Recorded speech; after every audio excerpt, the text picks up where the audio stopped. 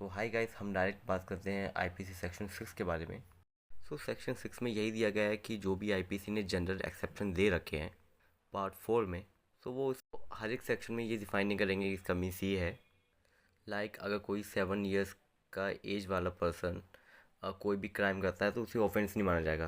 Plus जो भी और अगर कोई एब्सेंट माइंडेड पर्सन है, उसने कुछ क्राइम किया तो उसे भी कोई ऑफेंस नहीं माना जाएगा। यही सब कुछ यही 30 के आसपास एक्सेप्शन है जो कि आईपीसी ने पार्ट 4 में दे रखा है। हम बात करते हैं अब सेक्शन 8 के बारे में। जो सेक्शन 8 है उसमें यही है कि बस जो ही है और उसके जो डेरिवेट्स है वो मैन और वुमेन दोनों के लिए यूज़ किए गए हैं। वैसे ही इतना इंपॉर्टेंट नहीं है, बस आपको जनरल नॉलेज के लिए अपने दिमाग में रखना है इस चीज़ को, एंड दैट्स इट। हम अब बात करते हैं सेक्शन 10 के बारे में। जो सेक्शन 10 है उसमें यही है कि जो मैन और वुमेन यूज़ किया गया है वो हर एक एज के पर्सन के लिए यूज़ किया गया है। कोई अगर बेबी बॉर्न हुआ है तो उसको भी हम मैन और वुमेन की कैटेगरी में रखेंगे, मीन उसको मैन और वुमेन कहेंगे आईपीसी के अकॉर्डिंग। हम अब बात करते हैं सेक्शन 11 के बारे में। जो सेक्शन 11 है उसमें यही है कि जो पर्सन है वो टू टाइप्स के होते हैं। उसे टू टाइप्स के अकॉर्डिंग डिफाइन किया गया है आईपीसी में। एक होता है आर्टिफिशियल पर्सन और एक होता है नेचुरल पर्सन।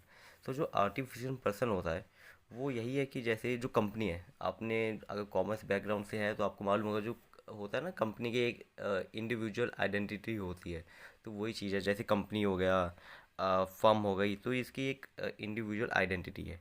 और जो नेचुरल पर्सन होता है वो हम हो गए। जो पर्सन वर्ड है वो कंपनी फर्म्स के लिए भी यूज़ किया गया है, प्लस हम जैसे इंसानों के लिए भी जो नेचुरल पर्सन होते हैं उनके लिए भी यही वर्ड यूज़ किया गया है आईपीसी में।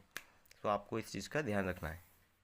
जो सेक्शन 17 है उसमें आईपीसी ने गवर्नमेंट वर्ड को डिफाइन किया गया है। जो स्टेट गवर्नमेंट है और जो सेंट्रल गवर्नमेंट है, अकॉर्डिंग टू आईपीसी सिर्फ वही एक गवर्नमेंट है, और कहीं भी ऐसा गवर्नमेंट वर्ड लिखा गया है तो वो इलीगल है या फिर उसे आईपीसी उसे कंसीडर नहीं करती। जो सेक्शन 18 है उसमें इंडिया के टेरिटरी रीजन जो है उसको डिफाइन किया गया है। पहले इसमें जम्मू एंड कश्मीर नहीं था, बट अब हम सब जैसे जानते हैं कि अब आ चुका है, जम्मू एंड कश्मीर पार्ट है इंडिया का। इसमें बस यही है ये। हम बात करते हैं हम जज के बारे में, सेक्शन 19 जो है। इसमें सेक्शन 19 में जज को डिफाइन किया गया है, जज जो वर्ड है उसको डिफाइन किया गया है। दो तरह के जजमेंट होते हैं। एक हो गया डेफिनेटिव जजमेंट और एक हो गया कमिटल जजमेंट।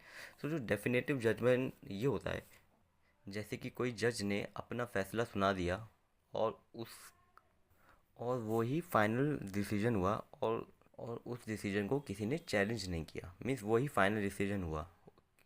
और जो कमिटल जजमेंट होता है वो ये है कि जो जज है वो फाइल को आगे पास करते रहते हैं काफ़ी बार।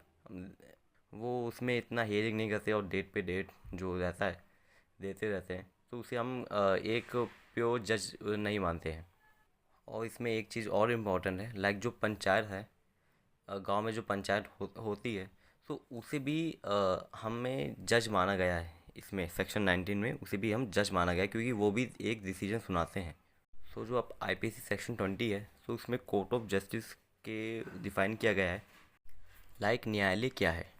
अकॉर्डिंग टू आईपीसी सेक्शन 20, अगर कोई जज एक पेड़ के नीचे भी जस्टिस सुना रहा है, उसे न्याय कर रहा है, उसे भी जस्टिस कोर्ट ऑफ जस्टिस मानेंगे। सिर्फ जहाँ कोर्ट होते हैं सिर्फ उसको कोर्ट ऑफ जस्टिस नहीं मानते हैं। जहाँ भी न्याय हुए, जहाँ भी किसी को न्याय मिले, तो उस जगह को कोर्ट ऑफ जस्टिस माना गया है according to IPC section 20। And don't forget to subscribe